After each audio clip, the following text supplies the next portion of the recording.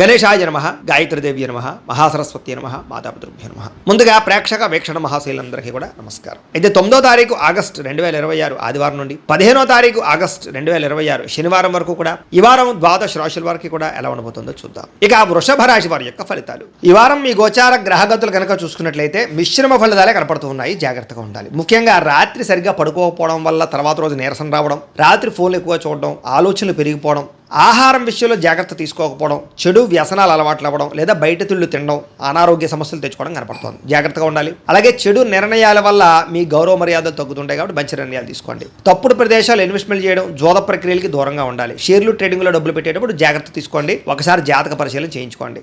ముఖ్యమైనటువంటి పనులు మర్చిపోవడం కానీ, ముఖ్యమైన పనులు వాయిదా వేయడం కానీ వీటి వల్ల ఇబ్బందులు బాగా కనపడుతున్నాయి.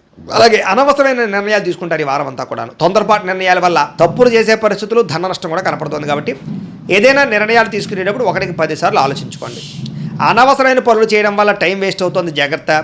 కొంతమంది మీతో మంచిగా మాట్లాడి మీ రహస్యాలు తెలుసుకుని మిమ్మల్ని ఇబ్బంది పెట్టే వాళ్ళు ఉంటుంటారు. ఇంకా జాగ్రత్తగా ఉండాలి. పెద్దవారి మనసు గాయపరిచే అవకాశం కనపడుతోంది. అలాగే యజమాని అనుమతి లేకుండా, అంటే ఇంట్లో పెద్దవాళ్ళ అనుమతి లేకుండా మీరు తీసుకునే నిర్ణయాలు మిమ్మల్ని తర్వాత ఇబ్బంది పెడతాయి. జాగ్రత్తగా ఉండండి. ప్రతిభకు తగ్గ గుర్తింపు అయితే కనబడటం లేదు. అలాగే పెట్టుబడులు తగ్గ లాభాలు కూడా ఈ వారం పెద్దగా కనపడటం లేదు. వ్యాపారస్తులకి క్రయ విక్రయాలు ఎక్కువ నష్టాలు కనపడుతున్నాయి. ముఖ్యంగా అప్పులు ఇవ్వడం కానీ, అప్పులు తీసుకోవడం కానీ వీటి వల్ల నష్టాలు కనపడుతూ ఉన్నాయి. పరపురుష పరస్త్రీ వ్యామోహాల వల్ల అనవసరమైన ఇబ్బందులు తలెత్తుతాయి. కష్టపడకుండా డబ్బులు రావాలనుకుని చేసే పనులన్నీ మిమ్మల్ని ఇబ్బంది పెడతాయి. కాబట్టి ఈజీ మనీ కోసం తప్పుడు పనులు చేయకండి. ప్రభుత్వ ఉద్యోగస్తులకి ఉద్యోగ నష్టాలు, ఐటీ దాడులు, ఇబ్బందులు కనపడుతున్నాయి. నోరు జారడం వల్ల, మాట జారడం వల్ల వివాదాలు, కింద పనిచేసే వాళ్ళతో సమస్యలు ఉన్నాయి. జాగ్రత్తగా ఉండాలి. అనవసరమైన కోరికలు తగ్గించుకోవాలి. కామ కోరికలు, శారీరక కోరికలు పెరిగిపోయి ఎవరు పడితే వాళ్ళతో సంపర్కాలు మంచిది కాదు ఈ వారం. చిన్న చిన్న అనారోగ్య సమస్యలు వేధించడం కానీ, డబ్బు విపరీతంగా ఖర్చు అవ్వడం కానీ, పెట్టుబడులు తగ్గ లాభాలు లేకపోవడం కానీ, ఇతర దేశాల నుండి భారతీయులకి ఉద్యోగ నష్టాలు, సమస్యలు ఎదుర్కోవడం కానీ జరిగే అవకాశాలు ఉన్నాయి. వివాహ సంబంధాలు కూడా కుదిరినట్టే కుదిరి వెనక్కి వెళ్ళిపోయే అవకాశం కనపడుతోంది. ప్రేమికుల మధ్య అనవసరమైన గొడవలు విడిపోయే అవకాశాలు, సమయానికి నిద్రాహారాలు లేకపోవడం వల్ల అనారోగ్య సమస్యలు, భార్యాభర్తల మధ్య మనస్పర్ధలు, ఇంట్లో చికాకులు కనపడుతున్నాయి. మద్యపాన వ్యసన పనులకి రాత్రి